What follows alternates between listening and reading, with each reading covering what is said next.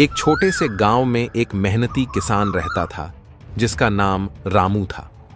रामू का परिवार पीढ़ियों से खेती करता आ रहा था और खेती ही उनकी रोजी रोटी का साधन था। रामू हर सुबह सूरज उगने से पहले ही अपने खेत पर पहुंच जाता था।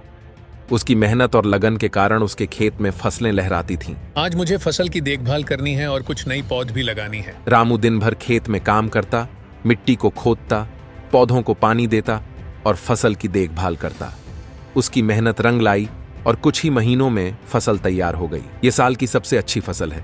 भगवान की कृपा से हमारा घर खुशियों से भर जाएगा। लेकिन एक दिन गांव में एक भयंकर तूफान आया। तूफान ने रामू के खेत को बर्बाद कर दिया और उसकी मेहनत मिट्टी में मिल गई। हे भगवान, ये क्या हो गया? मेरी सारी मेहनत बेकार हो गई। रामू निराश तो हुआ, लेकिन उसने हार नहीं मानी। उसने सोचा कि मेहनत और लगन से वह फिर से खड़ा हो सकता है। मुझे हिम्मत नहीं हारनी चाहिए। मैं फिर से कोशिश करूंगा और अपनी जमीन को फिर से उपजाऊ बनाऊंगा। गांव के लोग भी रामू की मदद के लिए आगे आए। सबने मिलकर रामू के खेत को फिर से सुधारने में उसकी मदद की। हम सब मिलकर तुम्हारे खेत को फिर से उपजाऊ बनाएंगे रामू, तुम अकेले नहीं हो। धन्यवाद दोस्तों, तुम्हारी मदद से मैं फिर से मेहनत करूंगा और फसल उगाऊंगा।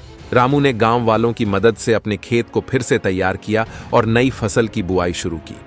उसकी मेहनत और गांव वालों की सहायता से खेत फिर से हरा भरा हो गया। मेहनत और साथ से हर मुश्किल का सामना किया जा सकता है। इस बार मेरी फसल और भी बेहतर होगी।